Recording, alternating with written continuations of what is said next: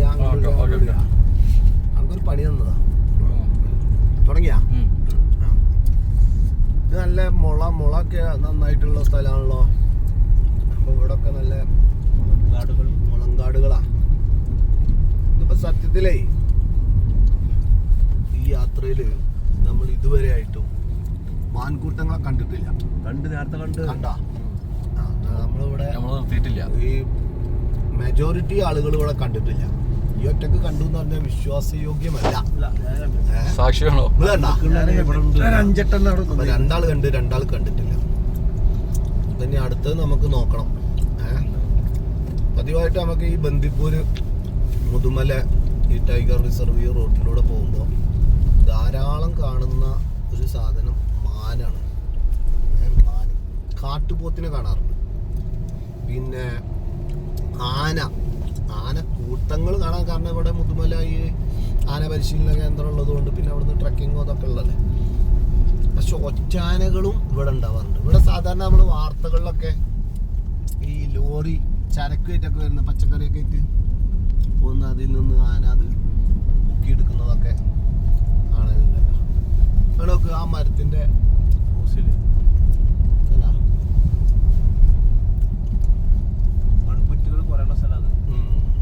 ഇവിടെ എന്തൊക്കെ ചെറിയ ബിൽഡിങ്ങുകളൊക്കെ ഉണ്ട്. ഫോറസ്റ്റ് ഡിപ്പാർട്ട്മെന്റിലെ എന്താ ഫോറസ്റ്റ് റേഞ്ച് ഓഫീസർ കാരക്കുടി റേഞ്ചാണ്. ഇവിടെ കണ്ട ആളുകൾ കളിക്കുന്ന സ്ഥലമൊക്കെ ഇവിടെ ഫോറസ്റ്റ് റേഞ്ച്. അപ്പോൾ അവരുടെ ഫാമിലിയൊക്കെ താമസിക്കുന്നുണ്ടാവും, മക്കളും. അവർക്കൊക്കെ ഒരു ഈവനിങ് ഇതിന് വേണ്ടിയിട്ടുള്ളതാണ്. അപ്പോൾ ഞങ്ങളൊരു യാത്രയിലാണ്, ബാംഗ്ലൂർക്കുള്ള യാത്രയാണ്. അപ്പോൾ എവിടെ നിർത്തണില്ല അധികമൊന്നും. ബാംഗ്ലൂരിലേക്ക് എത്രയും പെട്ടെന്ന് എത്തണം എന്നുള്ള നിലയിൽ ഇന്ന് ഒരു 5 മണി 6 മണി ആകുമ്പോഴേക്കും എത്തണം. അധികം വൈകാതെ അവിടെ ഓടി എത്തണം എന്നുള്ള നിലയിൽ പോവുകയാണ്. നമ്മളെ കൂട്ടത്തിൽ ഇതാ ഇവിടെ ബാക്കിൽ 4 പേരടങ്ങുന്ന ടീമാണ്. ഈ ആളുകളൊക്കെ നിങ്ങൾക്ക് പരിചയം ഉണ്ടാവും. പല മേഖലകളിൽ പ്രവർത്തിക്കുന്ന ആളുകളാണ്. അപ്പോൾ ഓരോരുത്തരായിട്ട് വിശദമായിട്ട് അടുത്ത വീഡിയോയിൽ പരിചയപ്പെടുത്തി തരാം.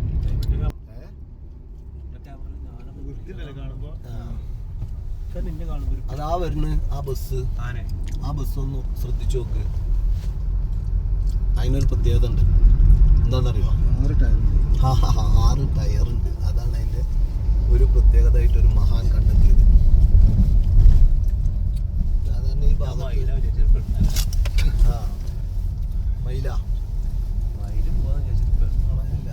ഇവിടെ ശരിക്കും ഇങ്ങോട്ടൊക്കെ ചീമക്കൊന്നല്ല ഇത് മൊത്തം.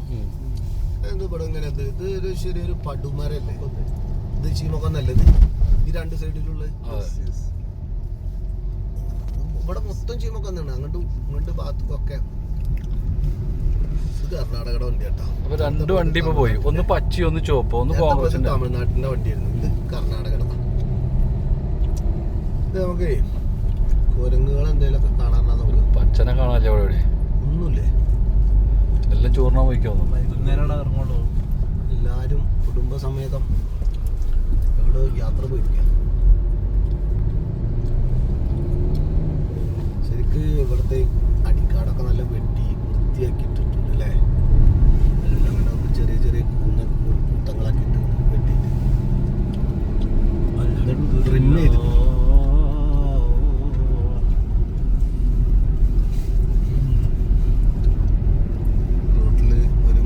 സ്പീഡിലൊക്കെ പോകാൻ പറ്റുള്ളൂ. അമ്പുകൾ ഇങ്ങനെ കുരങ്ങ് ഒറ്റക്ക്. ഇതിന്റെ കൂട്ടത്തിൽ ആരുമില്ല. അങ്ങോട്ട് നോക്ക്, ചൊറിയിലൊക്കെ നിന്നിട്ട് ഒറ്റക്ക് അല്ലേ? ഒറ്റക്ക്. അതിന്റെ കൂട്ടത്തിലുള്ളവരൊക്കെ ഇവിടെ പോയി. ബോണറ്റാ അത് സൂം ചെയ്യുമ്പോ അങ്ങനെയൊക്കെ കുറച്ച് കിട്ടുള്ളൂ. പ്രൊഫഷണൽ വീഡിയോഗ്രാഫർ അല്ലല്ലോ.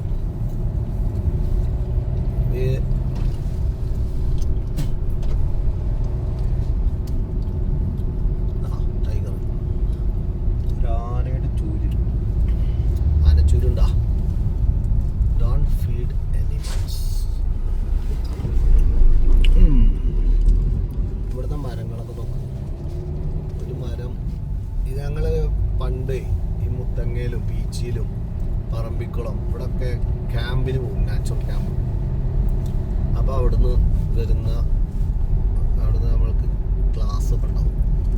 ഈ ഗ്ലാസ്സിൽ പിന്നെ ഒരു മോർണിംഗ് വാക്കൊക്കെ ഉണ്ടാവും അതിൻ്റെ ഉള്ളിലേക്ക്. അപ്പം അങ്ങനെ കുറേ മരങ്ങളൊക്കെ ഇതുപോലെ നമ്മൾ കണ്ട പോലെ വീട് എടുക്കുന്നുണ്ടാവും. ചിലതൊക്കെ എടുത്തിട്ട് അവിടുത്തെ ചെറിയ അരുവികൾക്കൊക്കെ ക്രോസ് ചെയ്തിട്ടുണ്ടാവും. ഇങ്ങനെ വീണ് കിടക്കുന്ന മരങ്ങൾ ആക്കെ എന്താ എടുത്തു കൊണ്ടുപോകാത്തത്, വിറകാക്കാത്തത്, കത്തിച്ചൂടെ, നല്ല വലിയ മരങ്ങളൊക്കെ അതൊക്കെ കൊണ്ടുപോയിട്ട് എന്തെങ്കിലും തടിക്കൊക്കെ ഉപയോഗിച്ചൂടെ എന്നൊക്കെ ചോദിക്കുമ്പോൾ അവർ പറഞ്ഞതാണ് അത് ഈ കാടിന് അവകാശപ്പെട്ടതാണ്. അത് ഇവിടെ കിടന്ന് ദ്രവിച്ച് ഇതിനോട് ചേർന്നാക്കി അങ്ങനെ ആവുന്നതിന് വേണ്ടിയിട്ടാണ് അത് അങ്ങനെ കിടത്തുന്നത്. അങ്ങനെ ദ്രവിച്ച് അതങ്ങനെ ഇതാവണം. രണ്ട് തരം കാടാണ്, ഒന്ന് മേൽക്കാട്, ഒന്ന് അടിക്കാട്. ഒരു കാടിന്റെ പ്രത്യേകതയാണ്. അപ്പൊ അത് അങ്ങനെ അതവിടെ അങ്ങനെ കിടക്കും. അടിക്കാടുകൾ നന്നാകുമ്പോഴാണ് എന്തായി മാറണം. ഹ്യൂമസ് എന്ന് പറഞ്ഞിട്ട് ഒരു ഇതുണ്ട്. ഈ ഇലവും അതും ഇതെല്ലാം കൂടി ഇങ്ങനെ ഒരു ലെയറായിട്ട് കിടക്കൂല. അതൊരു ഫിൽട്രേഷൻ ആക്കുന്നത്, ഒരു കാടിന്റെ ഫിൽറ്ററിംഗ് ആണ് ഹ്യൂമസ് എന്ന് പറഞ്ഞിട്ട് അവരന്ന് പറയുന്നത്. അപ്പൊ അതുപോലെയാണ് ഇപ്പൊ കുറേ മരങ്ങൾ ഇങ്ങനെ ഒടിഞ്ഞതും വീണതും. ഇത് ശരിക്കും ഡിപ്പാർട്ട്മെന്റ് അറിയായിട്ടൊന്നല്ല. ഇത് കുറെ ആൾക്കാർ ഇതിന്റെ കാടിന്റെ അവകാശികൾ എന്ന് പറഞ്ഞാൽ ആദിവാസികളൊക്കെ കുറെ കൊണ്ടുപോയിട്ട് മുടിച്ചില്ലുകളൊക്കെ കൊണ്ടുപോയി കത്തിക്കും. പക്ഷെ അവർക്കൊക്കെ പാചകത്തിന്റെ അളവ് കുറവായിട്ട് ഇതും അവർക്ക് ഒരുപാട് വിറകൊന്നും ആവശ്യമില്ല. നല്ല കാടുകളൊക്കെ ആദിവാസികൾക്ക് ഇപ്പൊ ബിരിയാണി ഒക്കെ സർക്കാർ കൊടുക്കുന്നുണ്ട്. ഒരുപാട് മരങ്ങൾ ഇതുപോലെ വീണത് അവിടെ റോഡ് സൈഡിൽ ഇതൊക്കെ ഇതിനോട് ചേർന്ന് കിടക്കണല്ലേ, പട്ടുമരങ്ങളല്ല. എന്തിനാണ് ഇങ്ങനെ ഈ മുഴത്തിന് അമ്പിട്ടിക്കണ്? അത് ഇതില് ഒരു 20-30-20 ഇതിന്റെ വേഗത പറഞ്ഞത്. അതിൽ കൂടുതൽ വേഗതയിൽ പോയത് ഇത് മറ്റേ ഈ മാനാണെങ്കിലും ഇതൊക്കെ ക്രോസിങ് നടത്തുന്ന സ്ഥലമാണ്. അപ്പൊ അതിന് ഇടിക്കും, അപകടങ്ങൾ. കാടാണല്ലോ, കാട്ടിലൂടെ യാത്ര ചെയ്യുമ്പോൾ ഇതിലൊക്കെ മരങ്ങൾ നന്നായിട്ട് കിടക്കുന്നുണ്ട്.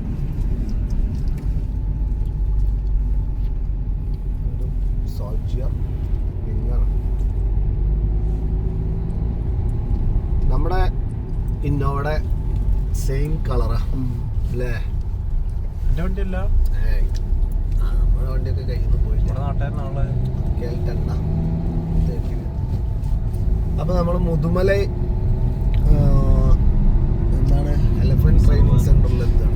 ആനൊക്കെ ഉണ്ടാ ഇവിടെ?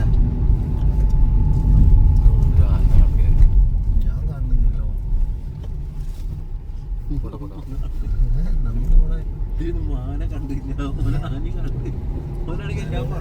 ശരിയായ റോഡിലൂടെ ഡ്രൈവിംഗ് നടത്തുന്നോണ്ടേ ഞാനിതൊന്നും കാണുന്നില്ല. ഇവിടെ എവിടോ അതിന് ഞാൻ കണ്ടില്ല, ക്യാമറ കണ്ണിലൂടെ കാണുന്നുണ്ടാവും.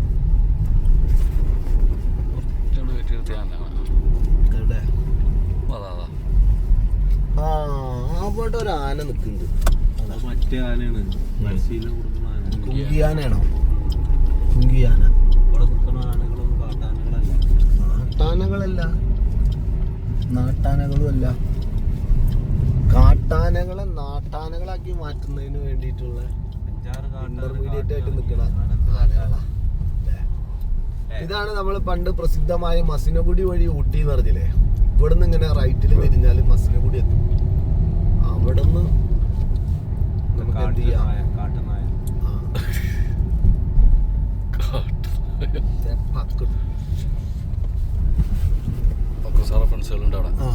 ഇവിടുന്ന് മസിനഗുഡിക്ക് 6 കിലോമീറ്റർ ആണ് മസിനഗുഡി. ഊട്ടിയാണെങ്കിൽ 38. ഈ റോഡ് ഈ പാലം കടന്നിട്ട് അങ്ങനെ അതാണ് മസിനഗുഡി റോഡ് അല്ലേ? അതാണ് മസിനഗുഡി റോഡ്. ഒരു സൈനിക വിമാനം പോകുന്നു മേലക്കൂടെ. അതാണ് ഒരു സെക്യൂരിറ്റി കൊടുത്തത്. ഇവിടുന്ന് കുറെ ഈ വണ്ടികളൊക്കെ എന്താ ഇവിടെ ഇങ്ങനെ നിർത്തിയിരിക്കണെന്ന് അറിയാം. ഇവിടുത്തെ ഒരു ട്രക്കിംഗ് പോയിന്റാ. ഇവിടുന്ന് കുറെ ഇങ്ങനെ ഉള്ളിലേക്ക് ട്രക്കിംഗ് പോയിട്ടുണ്ടാവും. അപ്പൊ അവരെ വണ്ടിയാണ് കിടക്കുന്നത്. ഒരു ഇതിങ്ങനെ അങ്ങനെ ഒരു നല്ല ഒരു ഈ റൂട്ടാണ്. നമ്മൾ പോവുകയാണെങ്കിൽ കൂടല്ലൂരിന്ന് ഇങ്ങനെ ഈ ബന്ദിപ്പൂര് മുതുമല ഈ ടൈഗർ റിസർവ് ഈ റൂട്ട് വഴി പോകും. ആദിവാസികൾ അവിടെ വിറക് ശേഖരിക്കുന്നുണ്ട്, കണ്ട ആ കാണുന്നത്.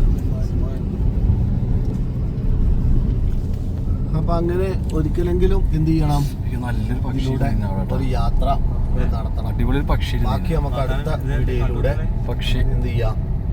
അതൊരു മാന നടന്നു, ഒന്നല്ല ഒന്നിലധികം ഉണ്ട്. കേട്ടോ, ഈ മാനിനെ കണ്ടു കഴിഞ്ഞാൽ നമുക്ക് അടുത്ത